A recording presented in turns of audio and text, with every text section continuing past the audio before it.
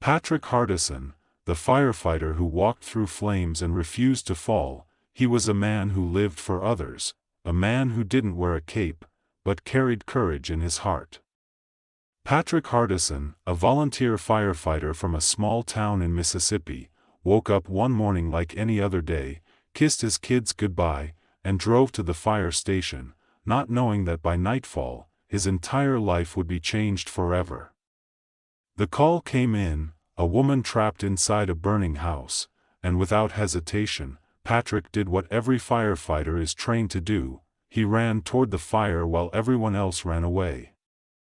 He entered the smoke-filled home, crawling through flames, searching for the voice that screamed for help, but within seconds, the roof collapsed, the world went black, and fire consumed everything, his face, his identity, and the life he once knew.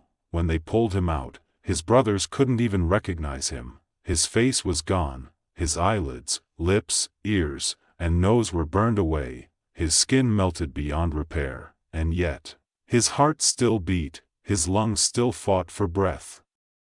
He survived, but when he looked in the mirror for the first time, he didn't see a hero, he saw a stranger. People stared, children cried, and Patrick began to live behind the shadows of his pain. He couldn't blink, he couldn't smile, he couldn't even close his eyes to sleep. His life was a constant reminder of the fire that nearly took him. For years, Patrick lived like that, hiding, hurting, silently breaking inside.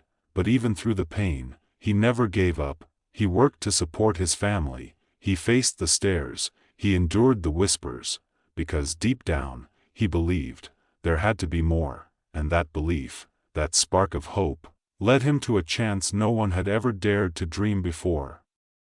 In 2015, doctors at NYU Langone Medical Center offered Patrick something almost impossible, a full face transplant.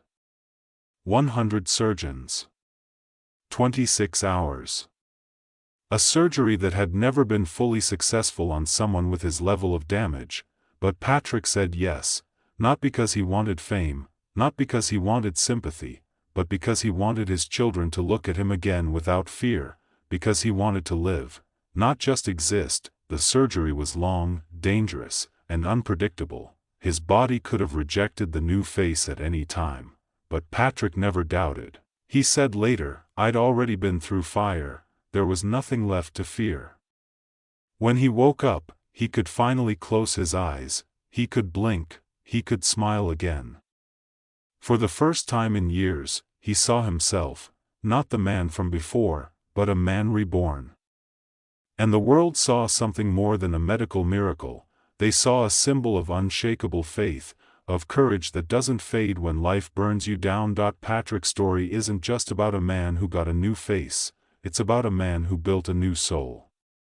He refused to let his scars define him, he turned them into his armor. He showed the world that no amount of pain, no degree of loss, no moment of despair can destroy the heart of someone who refuses to quit. And maybe that's the message life is trying to teach all of us, that sometimes, we must lose everything to discover who we truly are beneath the ashes. Patrick didn't just survive the flames, he became the fire. His courage reignited hope in millions, his story spread across the world, inspiring soldiers, survivors, dreamers, anyone who ever felt broken, unworthy, or lost. But what makes his story truly powerful isn't the surgery, it's the mindset behind it. Patrick never said, "Why me?" He said, "What's next?" When others gave up, he kept believing. When pain screamed louder than his dreams, he still moved forward, and that's why today, he stands as one of the greatest symbols of human strength. His life teaches us that pain is temporary, but giving up makes it permanent, that your scars are not your shame, they're proof that you fought a battle most people couldn't even survive. He reminds us that healing isn't just physical, it's emotional, it's spiritual, it's about rebuilding your faith in yourself. So if you've ever felt like life burned you, if you've ever been through your own kind of fire, rejection, heartbreak, failure, loss, remember Patrick Hardison. Remember the man who looked death in the face and said, "I'm not done yet." Remember the firefighter who lost everything but refused to lose hope. Because maybe your fire isn't meant to destroy you, maybe it's meant to forge you into something stronger, someone unbreakable. The world will always have flames, but the brave choose to walk through them anyway. Patrick's journey proves that resilience isn't a word, it's a way of living. It's waking up every day, facing the pain, and saying, "Not today. I will rise again." It's knowing that life doesn't give second chances, you take them. He didn't let fear win. He didn't let pity define him. He didn't let the mirror control his destiny. He stood back up, looked life in the eyes, and said, "I am more than my scars." And now, it's your turn. Whatever your fire is, face it. Whatever's holding you back, fight it. Whatever broke you, rebuild stronger. Because if Patrick Hardison could rise from the flames, so can you. Don't wait for the world to save you, save yourself. Be your own rescue. Be your own firefighter.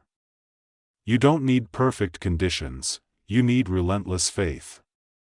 You don't need approval, you need courage. You don't need luck, you need persistence. The only thing separating you from your comeback story is your decision to start today. So rise. Walk through your fire.